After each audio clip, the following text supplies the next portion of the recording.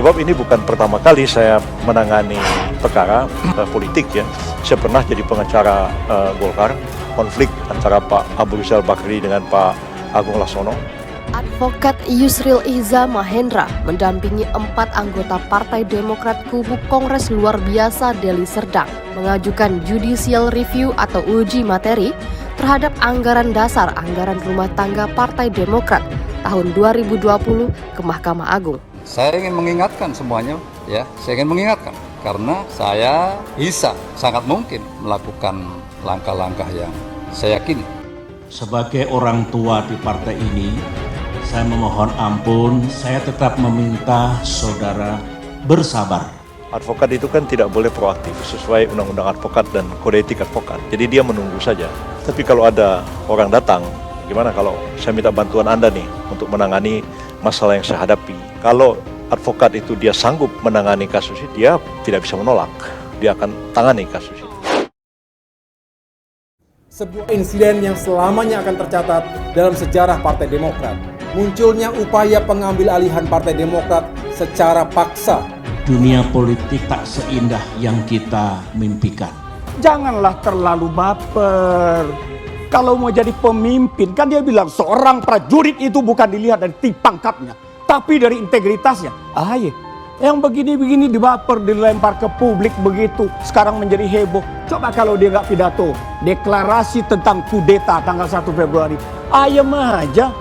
Advokat Yusril Ihza Mahendra membenarkan kantor hukum dia dan Yuri Kemal Fadullah, Ihza dan Ihza Law Firm, SCBD, dan Bali Office digandeng 4 orang ex-kader Partai Demokrat mengajukan gugatan ke Mahkamah Agung terkait uji formil dan material anggaran dasar dan anggaran rumah tangga atau ADART. Kesempatan yang baik bagi saya untuk menyampaikan pesan. Perang yang kita lakukan adalah perang yang dibenarkan. Janganlah menekan-nekan saya, gitu. Saya diam, jangan menekan-nekan. Jadi ini bagi saya bukan persoalan jabatan. Partai Demokrat era Agus Harimurti Yudhoyono atau AHY. Yusril menjelaskan ADART bisa digugat ke Mahkamah Agung. Dalam keterangan resminya, Kamis 23 September 2021, Yusril dan Yuri mengatakan langkah menguji formil dan material ADART Parpol merupakan hal baru dalam hukum Indonesia. Keduanya mendalilkan Mahkamah Agung berwenang menguji ADART Parpol karena ADART dibuat oleh sebuah parpol atas perintah undang-undang dan delegasi yang diberikan undang-undang partai politik. Saya menjelaskan dengan TV One waktu itu tidak betul seluruhnya Pak SBY itu jadi presiden karena Partai Demokrat. Tuhan saya bersaksi bahwa SBY tidak berkeringat sama sekali, apalagi berdarah-darah, sebagaimana pernyataannya di berbagai kesempatan. Demokrat! Demokrat! Demokrat!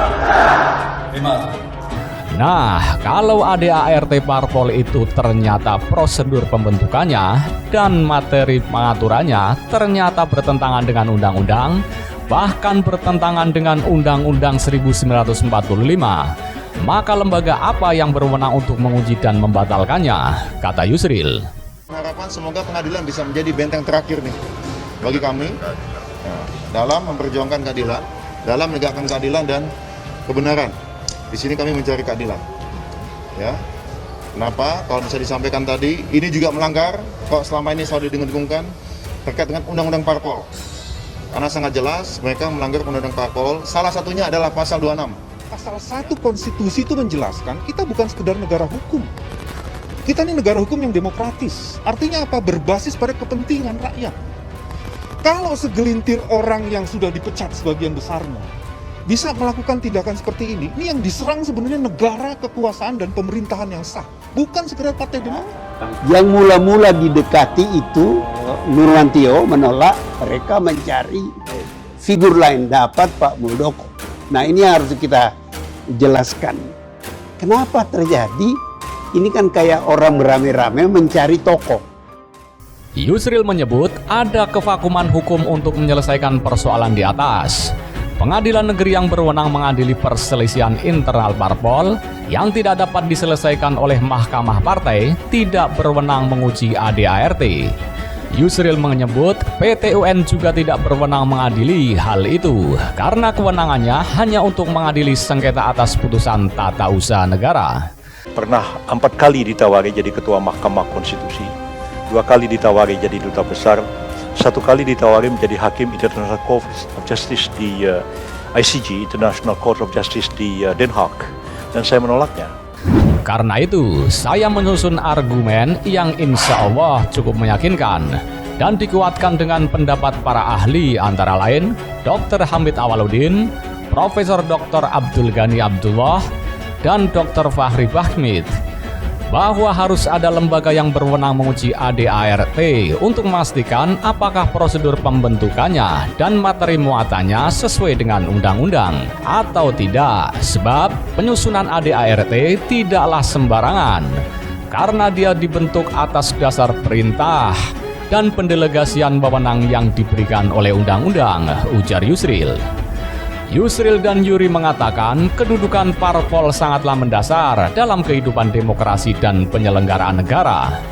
Ada 6 kali kata partai politik disebut di dalam Undang-Undang Dasar 1945 dan puluhan kali partai politik disebut dalam undang-undang. Bahkan ada undang-undang khusus untuk mengatur partai politik seperti yang sekarang berlaku, yakni Undang-Undang Nomor 2 Tahun 2008 tentang partai politik dengan perubahan-perubahannya.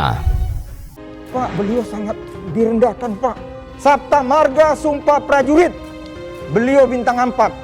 Keluarga besar TNI sangat menghormati itu. Tapi kita sebut nama, ini dadaku, mana dadamu?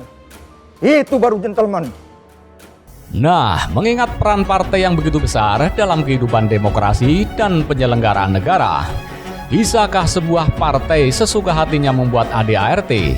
Apakah kita harus membiarkan sebuah partai bercorak oligarkis dan monolitik, bahkan cenderung diktator? Padahal partai adalah instrumen penting dalam penyelenggaraan negara dan demokrasi, ujar Yusril.